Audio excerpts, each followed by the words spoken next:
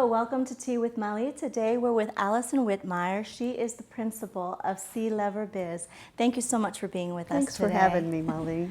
I'd love to start our show by asking you about TEDx and TEDx conferences and what inspired you to start that. Sure.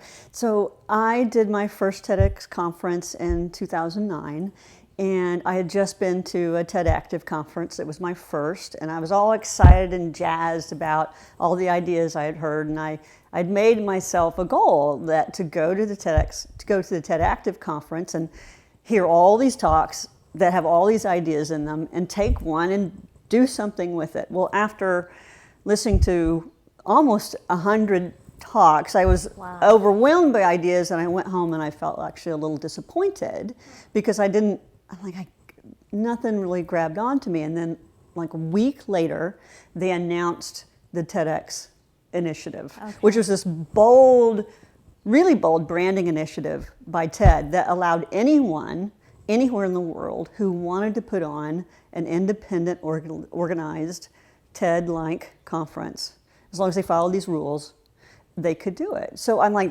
that's what I'm going to do. I'm like, there's my idea. And the timing was such that it was the height of the Great Recession.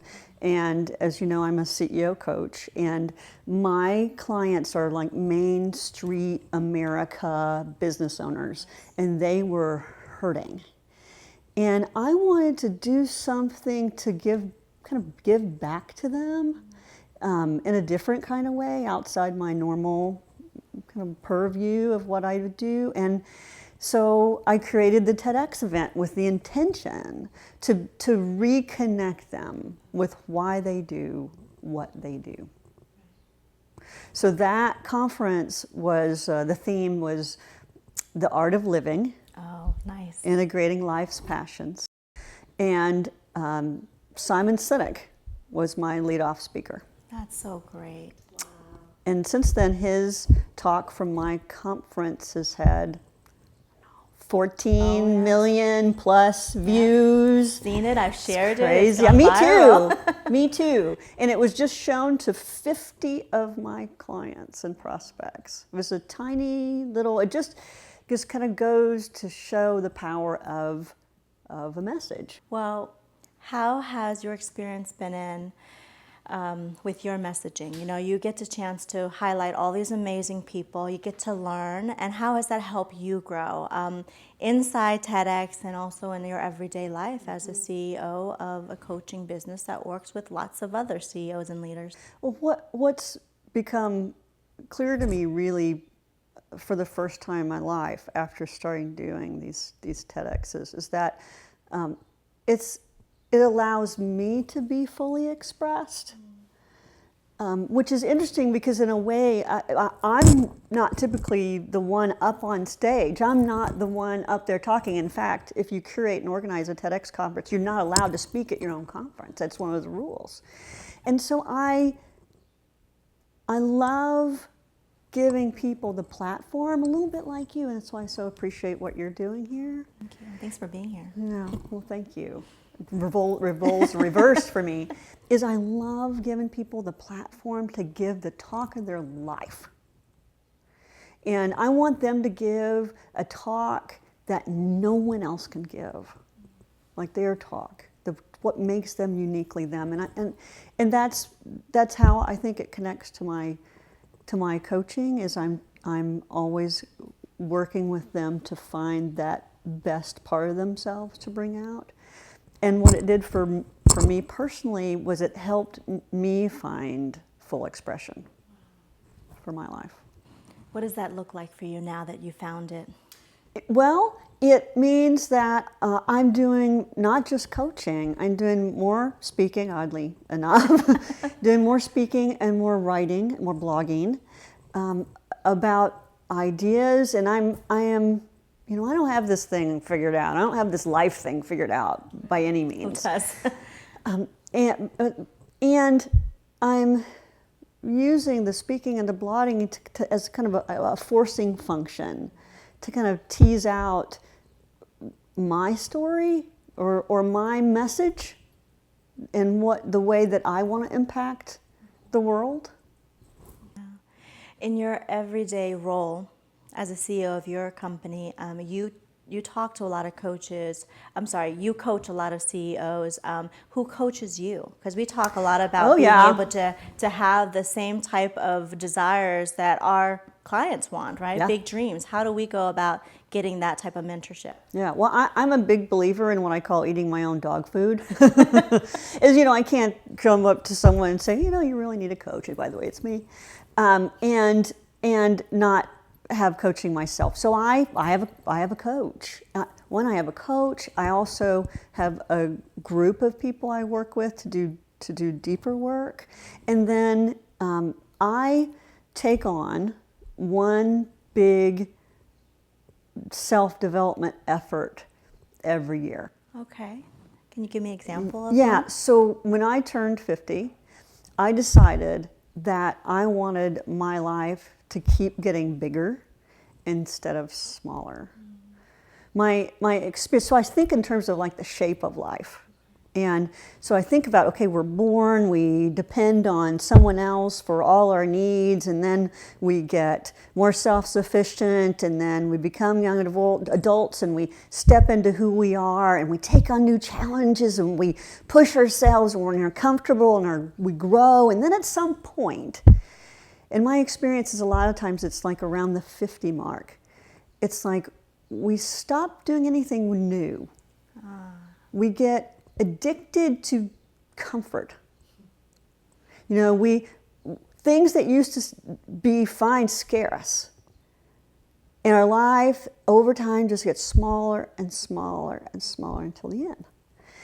And I was just determined, like to have a different shape. Right. Like I have a different shape to my life. Wow. I want my life to go more like this, right. Which may be like a little unrealistic, but so I started when I turned 50. I started to take on one big challenge a year, and my first challenge was the other big thing that came from my first TEDx conference was a world-famous mountaineer named Ed Viesturs, who's climbed all the world's 8,000-meter peaks without supplemental oxygen. I mean, he's a rock star climber. He spoke, and he's from the area. I was in Seattle at the time. He's from that area, and I found out from that experience that he does a private climb every year of Mount Rainier. Oh my gosh. And Mount Rainier is a glaciated 4,000 feet peak that they train for Everest because of the crevasses that are there, and it can be in places fairly treacherous. And they did a private climb, and I turned 50 that year, and that became my first big thing. Yeah, I know. And so it developed me in ways I didn't expect. And more than anything else, it helped me understand commitment. Because I had to commit to that effort and to that climb in a way I'd never had to commit to anything before. How did that shape you? Coming off of that high, being able to commit to doing this, accomplishing it, and then having to come to work. How do you share that with your CEOs? How do you share that with your leaders? Like, what do you teach now? You have this wealth of knowledge and skills because of this experience. Well, commitment is it can be paradoxical. And paradox is something I'm really just beginning to explore in a meaningful way. So there is what I call if commitment and how commitment. Okay. And the if commitment is I'll commit to doing it if I can. And in this life, like in this crazy treadmill, like email-centric, Facebook, social media, there's a lot of if commitment, right? Like if I can, I'll try, it's a lot of if commitment. How commitment is dramatically different, because how doesn't go into the place of, well, if I can, it's how am I going to. The whole possibility of not is off the table. And so that's what I learned, and then that's what I work with my clients on, is this question of, is this an if commitment or a how commitment? Thank you. What led you here to the DC area? And second question, how do you build a network and keep doing something like TEDx? Yeah. Because it's one thing when you were in Seattle, you had your network, you had did. time to build it, you had clients, you had things going for you. And then to actually come to a new place and do it successfully again. Yeah. What was that like Yeah, for you? it was scary as hell, actually. So my husband took a job here, which is what brought us here. And we tried and tried and tried to stay in Seattle. We had a lot of reasons to stay there, and it wasn't in the cards for us. And so he took a job here, and my thinking was, well, my life is now, as I know it, is over. Aww. It was a sad time for me, being disconnected from my relationships, and really my business, for all intents and purposes, stopped. And my business is a very people business, and so that was really hard for me.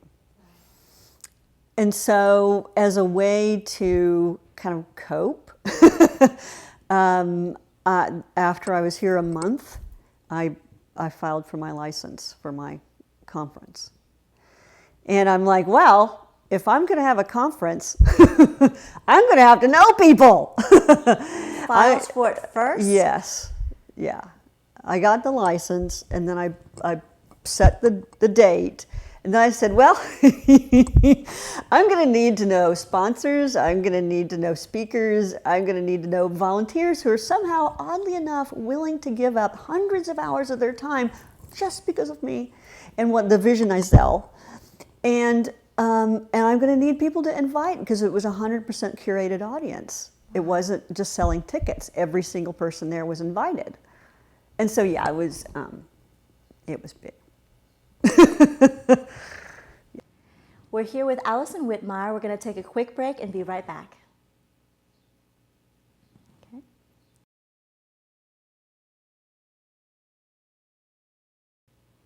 Hi, welcome to Tea with Molly again. We're here with Alison Whitmire. You have a great smile. Thank you, Alison. I appreciate that. It's very genuine. When we went on to break, you talked about starting over, getting your license, and then it was like, I got to know people. What was the first thing you did, or at least the first thing that you're proud of doing to be able to... Some of all the other ways I'm not proud of, which I'm not going to talk about. To build that network for you to have this amazing conference that you inevitably did have. Yeah. What did you do? It's a good question, because I'm not a networker. I started my business 12 years ago now, and I did the usual things that people do. Congratulations, by the way. Thanks, it feels big. Did the usual things that people do when, I go to rubber chicken lunches and, did cocktails and the breakfasts and I did all that, and it was soul sucking for me. It just didn't work. And at the time, I had a young son, I still do, and that I want all those times to be times with my son. And so it was a trade-off I wasn't willing to make. And so I have, even then and now, I have to find other ways to create community, to create connections. So some things that I did in that regard was I got involved in my son's school. Oh, nice. And it's a kind, supportive community, and I'm on the board of the school, trustees council it's called, of the school. And I got involved in my neighborhood. We were there just 3 or 4 months, and I threw a great big party for the neighborhood, invited everyone in the whole neighborhood, even though I didn't know any of them. And they came, is the other part of that. It was like 90 people in my house. Wow. And then I also, what I did is I followed my energy. And so I knew one person in town, one person. And it was someone I'd met at a TED, interestingly, at a TED Active conference 2 or 3 years before. He was the CEO of a company here, and he was part of an entrepreneur network, kind of a peer networking group, or a peer roundtable group, which is very similar to some things I did in Seattle. And so that ended up being a really great connection with me. I became an advisor to the CEO of that peer-to-peer roundtable group, and then I started to get to know those members, and I joined the unnetworking group cadre, and that boosted my network. And so I did it organically and maybe strategically too. I think you brought up a good point about being able to sign up for things that actually matter to you, and being a part of a community, like with being able to say, my son needs me there anyway. I get to spend time with them, Right. and I get to do something that's going to allow me to socialize and do things that matter. And then I'm going to go ahead and throw this party, and people showed up. And I think people show up because we're missing the element of connection, true, honest connection. We connect with people all the time. When I was in financial services, I went out to so many, like you said, all the different breakfasts, the lunches, shake hands, business cards. And the more people you met, the greater your chances. It's a numbers game, all these things that they teach you. And it was exhausting. And it was not just the numbers game, because you did get the quick sales, but you didn't have lasting, long-term persistency rates that were over 95%, unless you actually connected with them at a soul level, unless you got to know what they cared about, got to know, like, beyond, what do you do? What's your title at work? I hate that question. So how did you get to know so many people? I mean, you got such a great, I look at the guest on your show, I'm like, wow, love to know that person. How did you get to know all those people? I think it was because I have this desire truly to see to the core of people. Even when my years of financial services, I was in that industry for 7 years. And even prior to that, I was in recruiting. So I've always been into people. And even as young as I was coming to the U.S. at 4, I was always the one in the family to be the diplomatic one. I was the problem solver. I was the one that diffused situations. I always got this, even at home, don't tell mom and dad, don't tell sister. This is sacred between you and me. I need your trust. And it was always there. And so when I became a financial rep, my clients, because I saw beyond just their finances, but into the hearts of who they were, I didn't have a lot of clients. I didn't have the 1,000, 2,000 clients. I had a little over 400, but nobody left me. I mean, my persistency rate was like 97%. And when I looked back with my team who left, it was either because they decided to go to grad school and they didn't have the money to invest anymore, or they actually left the area and they wanted a representative that was going to be local to them. And so nobody left me because I fell in love with my clients. And I fall in love with my guests. And I love people and I love life. When you see death and when you escape a country of war, even as a child, my subconscious knew that, through the darkest of times, you always have the other side, and you just have to keep your eye on the other side. And I think that's what it is. I have a lot of people who love me because I love them. It's really about karma for me. I come from, the Asian world, so karma and how the universe connects, everything is interconnected. I think that's why. Your eyes get shiny when you talk about it. Oh, yeah. I just love people, And I think that I was fascinated to have you on the show because I think you do too. And you can't come to an area where nobody knows you and have a huge successful conference unless people buy into you, unless people fall in love with you and your dream and your vision. And one of the things that we really inspire on the show is to get people to tell their real story. To get people to, we always, joke about making sure that we have a Kleenex box nearby because we always ask permission to go deep on this show. I know that you have opportunities to sit and talk about your work and the work that you do with your clients and the type of people you attract. But how many chances do you get when you get in front of a camera on media to really talk about your soul work? Why you do it all for? No, it's to your point, even off camera. See, the thing about, I love being a coach because I get to create with my client this intimate space that for me, it's a permission space. Right.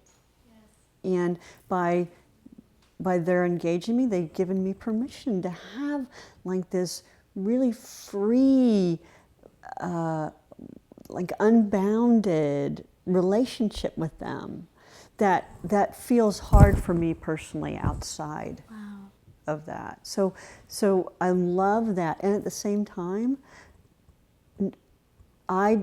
except for my coach, I don't really have the kind of conversations with people that I have with my clients. Right. Right? I mean, it's, yeah. And so it's, off camera or on camera. Right. Yeah, so. Well, I remember the first conversation that we had on the phone, and our dear friend Ian Altman, got us together, and you reminded me that we met before, and I was like, oh my gosh, sorry. And I mean, of course, I've been following you, I know of you, but then when you said we met before, I'm like, oh, we met before.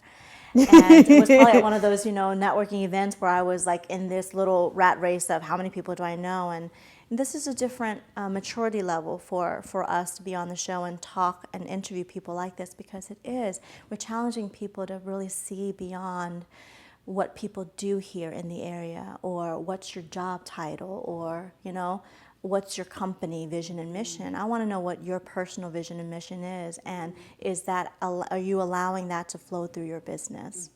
And so I'd like for you to talk about that, because I know that's the work that you do with your clients and the people you coach, is getting to that core. What do you love about getting to that deeper level?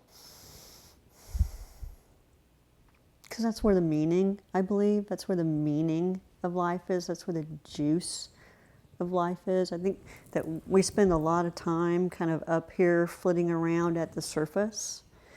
And I could argue that a lot of what technology is driving is more of this that's superficial, and it bodes to what you talked about earlier, is people are really starved for that deeper, intimate connection.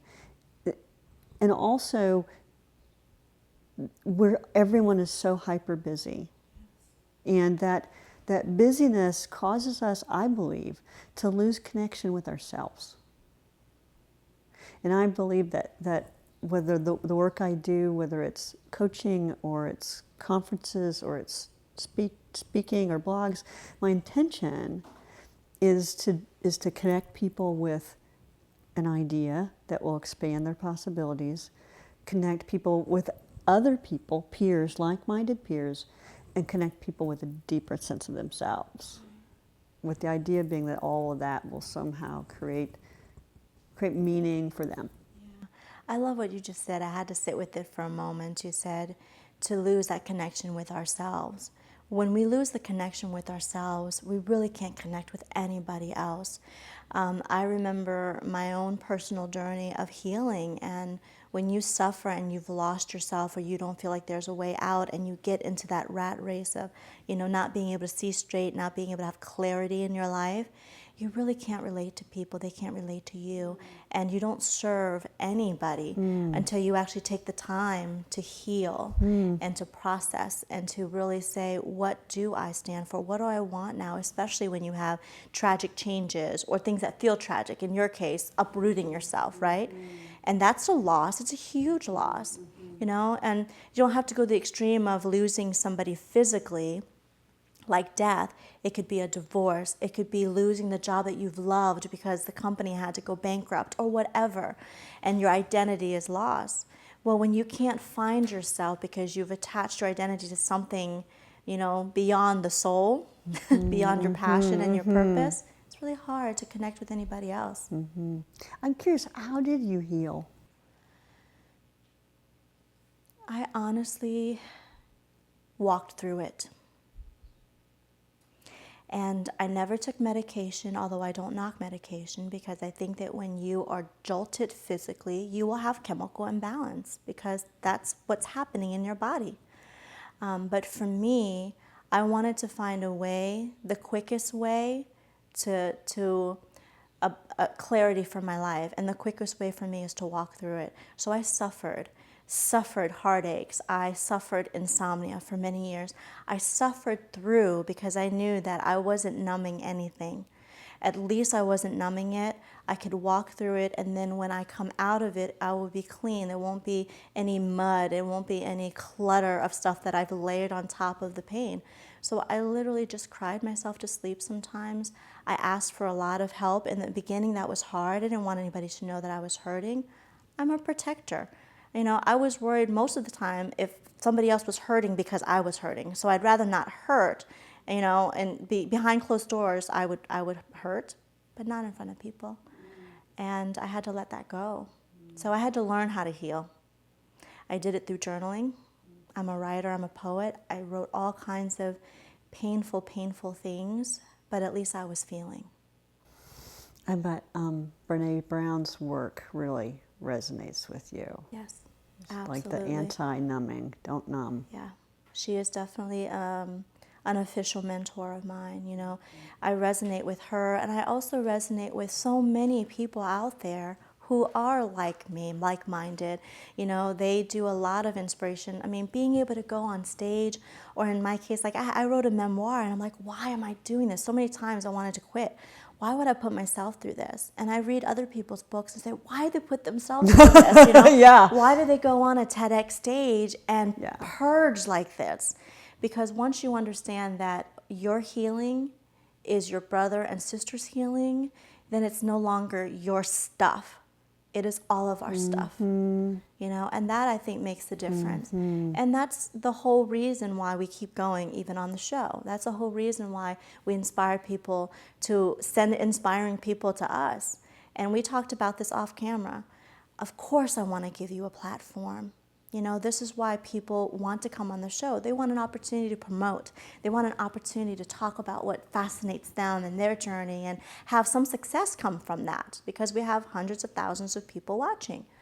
However, my internal instincts help me think of the person behind that camera who's watching us. Think of what we're doing to change their lives forever. It only takes one quote, one moment, one spark in a guest's eye or something I said. We won't ever know the impact, but I trust that we have impact, and that's what keeps me going.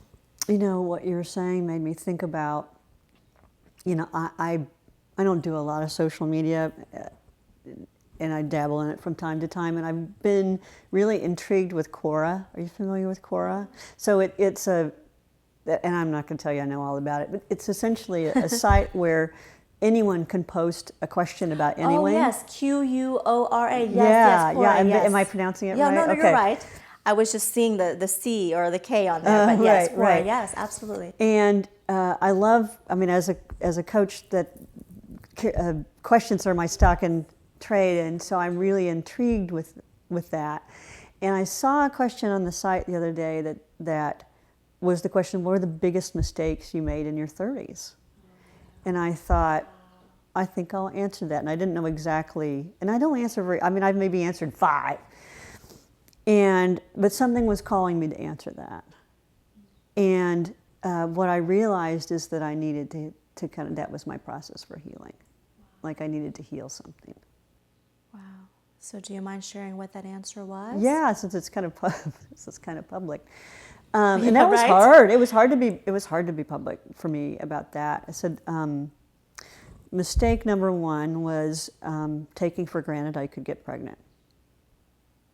So in my 30s, I was all about career, and you know, my husband and I at the time were thinking about getting pregnant. But then I got this big new job. How old was I? I was in my mid-30s, and you know, you don't like take a job and get pregnant, right? And right. So then I was 35, and then I was 36, 37. Then we started trying and couldn't. And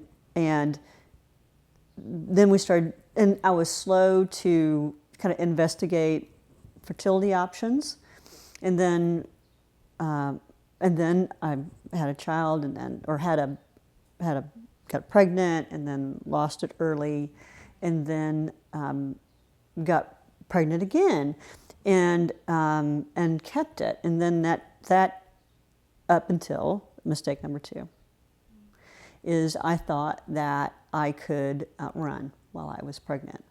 A lot of people do. And I was running for a regular run, and at the 23-week mark, and my water broke.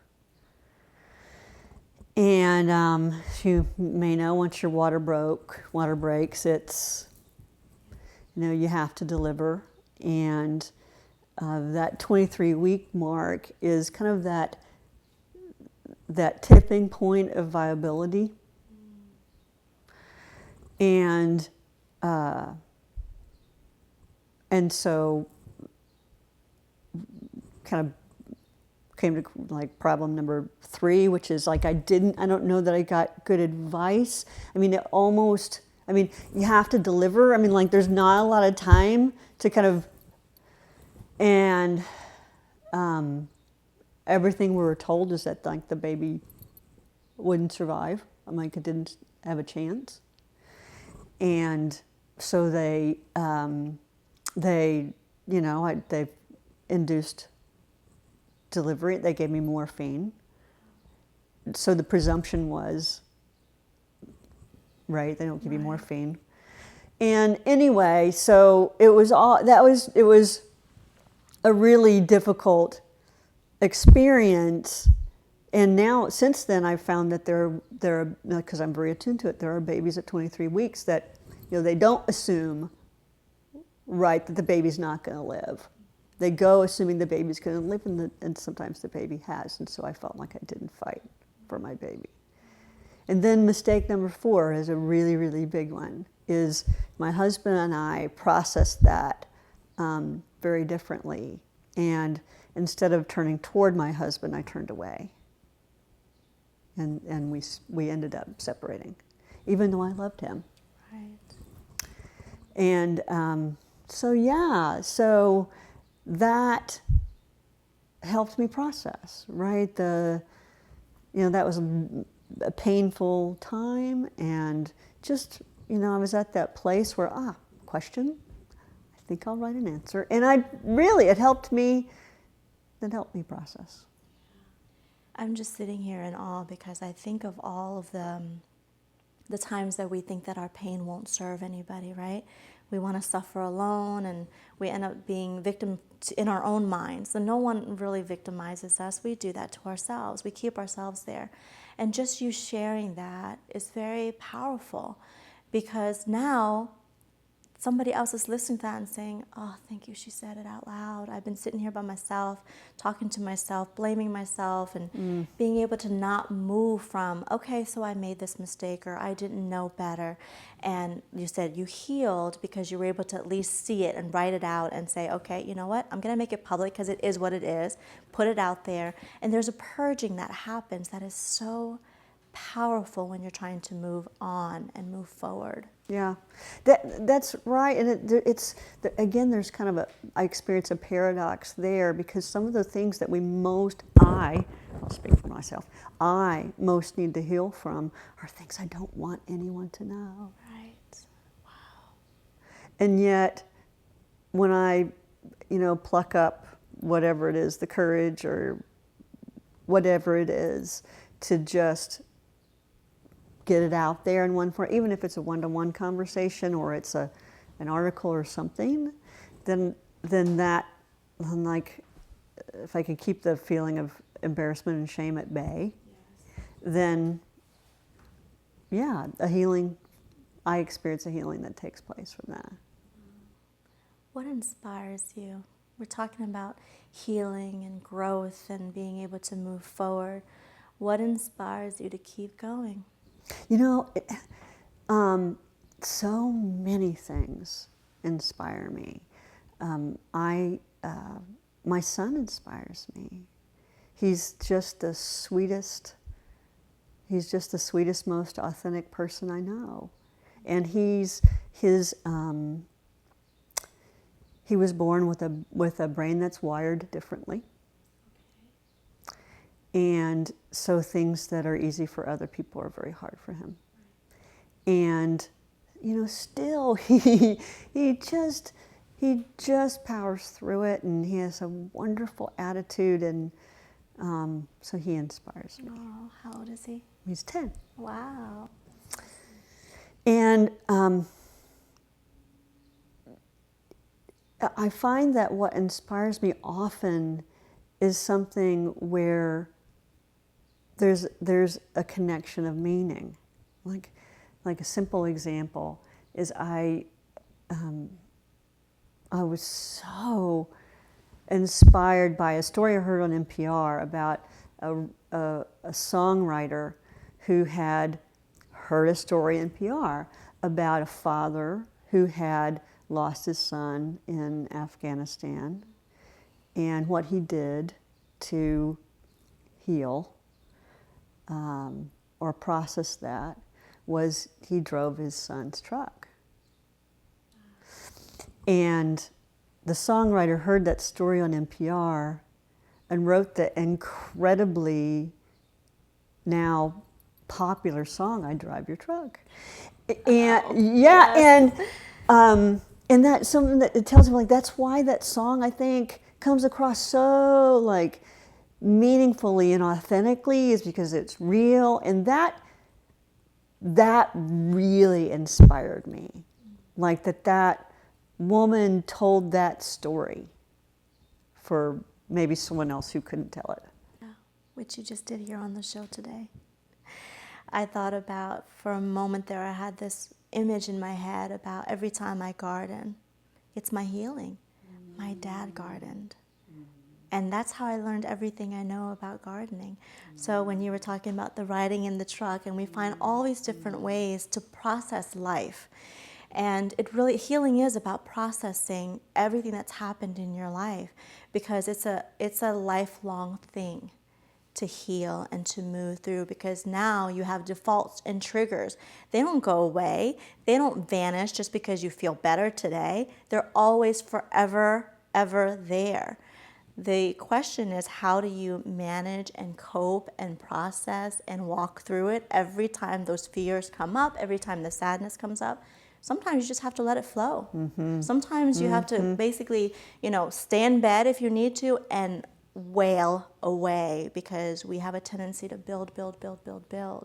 And we don't give ourselves permission to be sad, to feel afraid, to be alone, especially when you're a type A and you're around all these amazing leaders and you have to keep it together.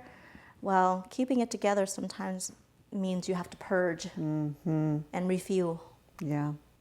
One of the most, I think, really liberating times I ever had is, when I was in Seattle, I ran CEO roundtables, and one of the things we did in these roundtables is every month someone would do a lifeline exercise where they went back and looked at their life and the, kind of the pivotal moments, and they would share it with the group and what made it meaningful. And I ran CEO groups for, I think, 8 years, and I never did my lifeline until I knew we were moving here. So I got, all my CEO clients together in one room, and I just, ripped open the kimono, so to speak, and did my lifeline, the good, the bad, and the ugly, and it was hard and liberating. Because I felt in some way, the thing about a coach is I get to know them really well and they don't get to know me. And it almost feels like there's a part of it. Now I'm at their service, of course. It's not about me. And there's an imbalance. And so I felt like it was a way to show that I honored them and to share myself with them and as a parting. And it was really healing. Well, I have to tell you, it was a little uncomfortable when we were off camera, and you said, "Do we have to do this in an interview form? I mean, can I ask you questions and can I interview you?" And I was like, "Well, of course." And then part of me was like, "No, I don't want to talk about me.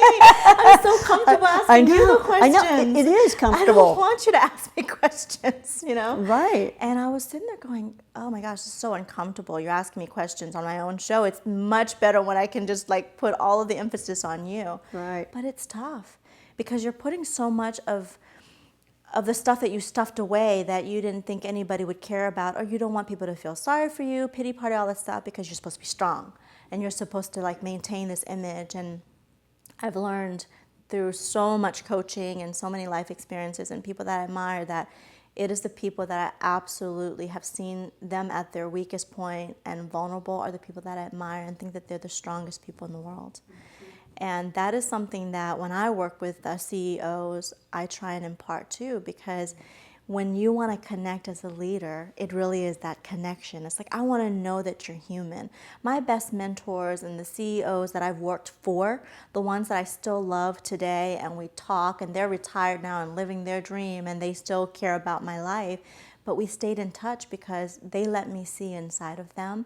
And they saw something inside of me and they said, don't you start pretending and don't you start being somebody you're not, because it's who you are that's going to get you where you want to be. And those are the types of, the types of tips and mentorship that I still want. And I get it every day from my guests, really. And so I think that's just staying open to being that type of leader. Mm-hmm, mm-hmm. Vulnerability is such a tricky thing. You know, when Brene Brown's talk first came out, it was a TEDx talk too. It was at TEDx. It was done at TEDx Houston, and it went viral like that. And I showed it to my CEO groups, and we had this really fascinating conversation about vulnerability. And so many people, mainly men, and most of my clients are men, view vulnerability as weakness. And I don't in any way, blame them or judge them, and they get to kind of choose their view and perspective of that. And it's like vulnerability, like somewhere in there is like where the juice is, right? I mean, that's how we connect. Yeah, I mean, absolutely. That's what I think Brene Brown speaks about. It's like it's in that place of vulnerability that we really connect. You know, I had a taste of my own medicine just a couple weeks ago. I launched recently 2 podcasts. One, I did it with my dear friend and soul brother, Chef Tony Marciante, and it's for creative entrepreneurs, right? And so I have a partner, and we're doing some amazing things to help inspire creatives to actually have them own the fact that they can have entrepreneurial mindsets, that they can do something with their gifts because the world is starving for it. And so they have to believe that they can do it. And then I launched another podcast called SOAR for my community network, my clients who come through my retreats initially. Right. And that podcast is very personal. It's all about healing. It's all about trusting yourself and sharing my personal story. And I tell you, every time I record, I get so nervous. Like I have to talk myself into it. And in fact, it took me a couple weeks to actually record episode 4, and I'm just on episode 5 now. And I'm wondering why it's so easy for me to do creative entrepreneur, because I have a partner and I have somebody else that can, kind of like collaborate with me, and there's a protection, it's a shield, and it's good and it's great. But I have such a hard time talking about personal, my heart stuff, even though that's what I teach, message from your heart. So I have to be brave and practice what I teach, and it is not easy. I sit there and I have to like actually do EFT and tap my way through. Do you really? Doing my podcast. And so I haven't promoted it very much, and I tell you, all the promotion that I do with CE Buzz is going really well.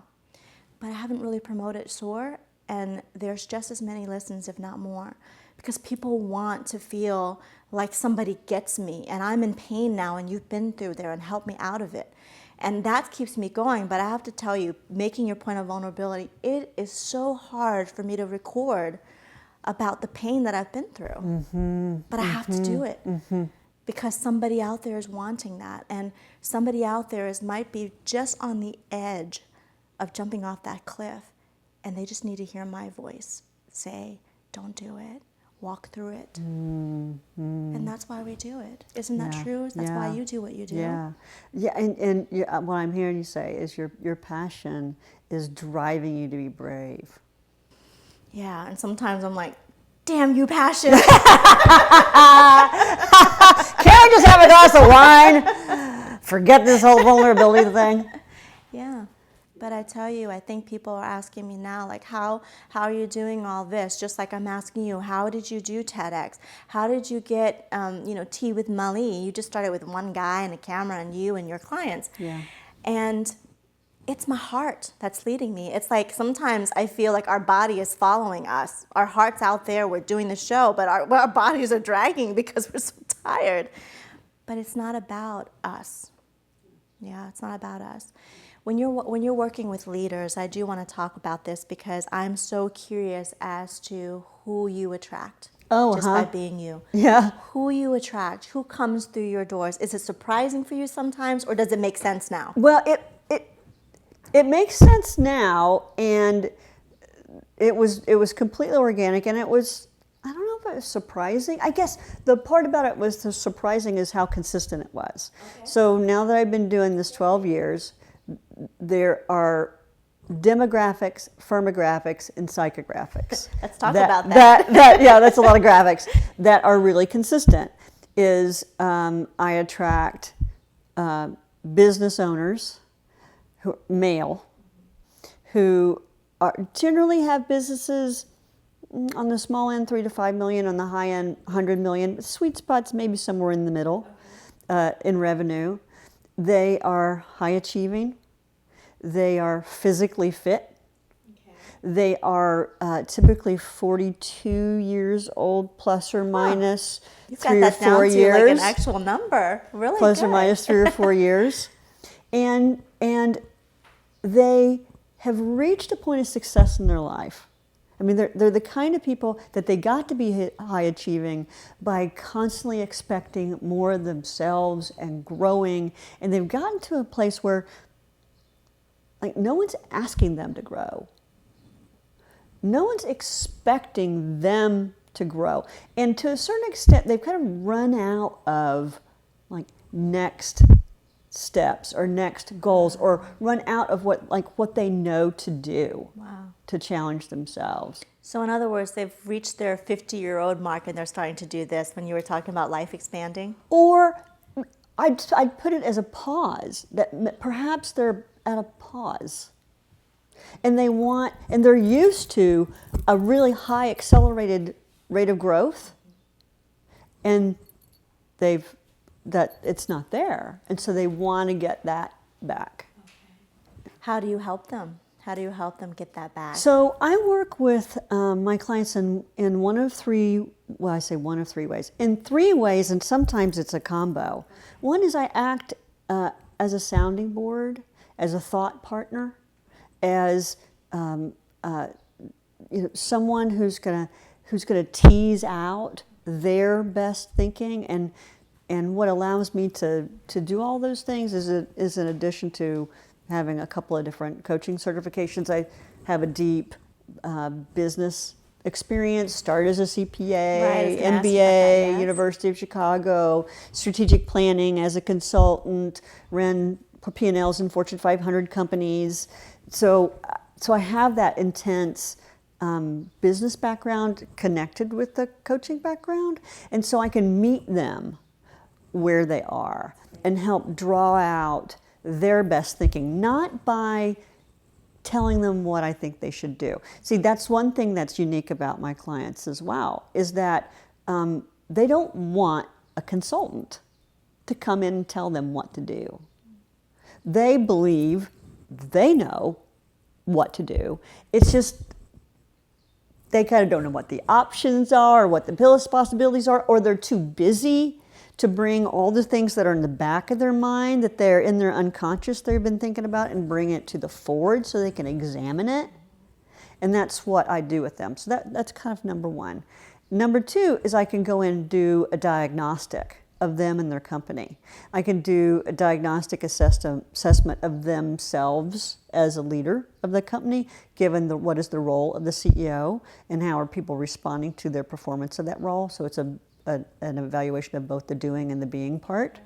And we can do a diagnostic of their company. How is the company performing strategically? How is the company performing financially, how's the company performing from a cultural aspect? We can do that diagnostic, and then the scope of work begins to be about, okay, this is what your results are. Where do you want the results to be, and how do we close that gap? And then the third way I work with people is I go in and I help them align their strategy with their purpose and their culture, and then help them understand how they lead an aligned company. Okay. I love what you said earlier about being their thought partner. It's really being able to have someone who can share some camaraderie. There's a connection here. I'm going to let you inside my brain. There's so much going on in there. Give me from an outside perspective, like what's happening, because sometimes. Mm-hmm. Yeah. Yeah. Yeah. Yeah. Great examples. I had a talk with a client yesterday, and he's actually someone I've never met. He's in California, and we were introduced by someone locally. Never met him. I've never seen him. And we've been working together, I don't know, 6 or 7 months. And he just finished the Leadville 50, which is this crazy, insane 50-mile run in Leadville, Colorado, with these peaks. So that gives you a sense of kind of the athleticness of some of my clients. And our session covered, like, what's the next big event he's going to do. It covered what he learned from that event that he can apply to the next one. So we did a deep debrief of that experience. We covered, like, what his startup is going to do and how he writes a business plan for a startup, and resources he can use to help him do that. So I just love being able to, play all those sides with them. Do you have any final words of wisdom for our leaders that are watching you right now and being inspired by you? I don't see myself as wise. I'll say what drives me is constantly looking to bring out the best version of me, and trying to understand what that even means, right. and how I step into the fullness of that. And my hope is that I invite other people to do the same. What's your big adventure for the year? What's your life challenge for the year? So this year it's karate. Oh, really? Yes. So I started karate at the beginning of the year. Wow. It's so fun. My son started at the same time, so it totally rocks.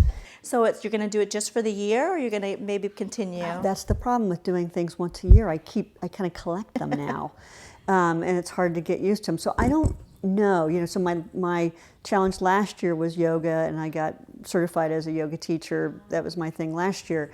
And there is, believe it or not, this thing called Bodokan, which is a cross between yoga and karate. Oh my gosh. Which I might do next year, I don't know. Wow, I was going to ask you, so what's next year's? Have you thought about it? Have you brainstormed on some ideas for next year's challenge? It might be Bodokan because I love karate and I love yoga. I'm still doing both and running. And so I don't know. That's so exciting. But it's fun to figure out. You've inspired me. I have to think about my life challenge too, and start to create that for myself instead of waiting to check off your bucket list later and later and later, right? Right. Some of the regrets you talked about. How can people find you? Well, they can find me at my website, which is c-leverbiz, B-I-Z, and my email address is there. They can check out my blog. That's great. Yeah. Thank you so much. This flew by. It did, really. And you interviewed me. I love that. It was awesome. I appreciate you for being, who you are, and for being able to bring our community together through TEDx, and hope that you continue to do that and inspire more people with what you do. Thank you so much. It's been a pleasure to be here. Thank you. Thanks for being on our show. Thank you so much, everybody, for tuning in to Tea with Molly with Alison Whitmire, and I hope that you tune in next time.